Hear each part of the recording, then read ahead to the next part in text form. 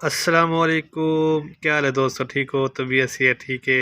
मैं भी ठीक ठाक हाँ पिया। उम्मीद करना तुम भी ठीक ठाक हो। सो ये सामने एक जोड़ा रला खड़ा है। ते नार मादी देखो चोगा वगटे पैन मस्ती करने पैन। ये देखो मैं तो कोशिश हाँ जो ये अल्लाह करे अंडे बच्चे लावें, क्योंकि ये जोड़ा जो एक नार है ना, इन नाल एक बच्चा निकल आवे। बाकी ये जोड़ा देखो रला पिया है, मस्ती वगैरह हर शे चोगा वगैरह हर शे खिंदे जेडे उनके नाल वाले बाहे जेडे नारी ना वो आके वत खच मार छोड़ने। देखो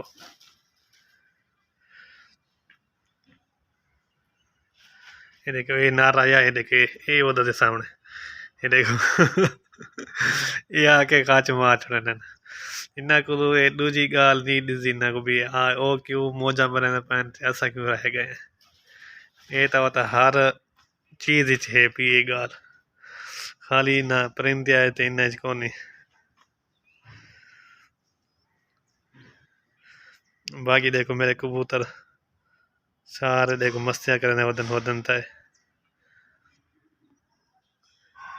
बाकी ये जो जोड़ा ना अपनी में समझ मस्ती घूमे पिया।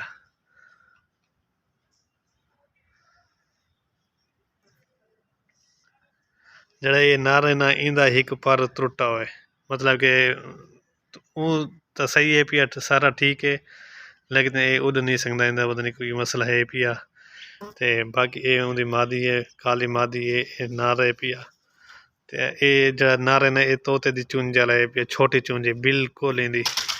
ते मैं आधा भी इंदे में समझ जोड़ा तो रल गई अल्लाह करे इन्ना ते अंडे बच्चे लहावें ते इहो जिहा एक बच्चा निकल आवे।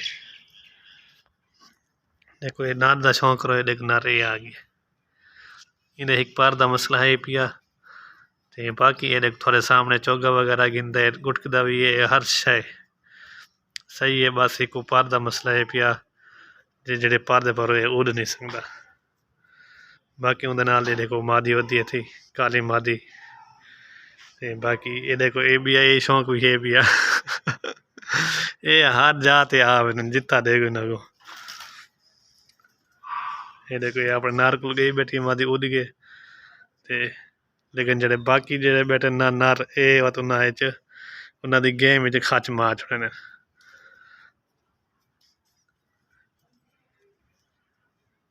ठीक है दोस्तों, मिलते हैं इंशाल्लाह अगली वीडियो च। अगर थको ये वीडियो चंगी लगी है तो वीडियो को तुस करना है लाइक तो कमेंट तो शेयर, तो चैनल को भी सब्सक्राइब लाजमी करना है। ते देखो वत शुरू थी गए वो चूल्हे के बह के शुरू थी गए देखो। लेकिन जरा ये देखे चिट्टा नार वदा ना शराजी ये खच मारी पिया। ये नारे ते ए भी नारे ते ए भी नारे, लेकिन ये दुआ ना रले पैन ते ये हर जात खच मारी वदन। ठीक है दोस्तों, मिलते हैं इंशाल्लाह अगली वीडियो को तुस लाइक तो कमेंट तो शेयर लाजमी करना।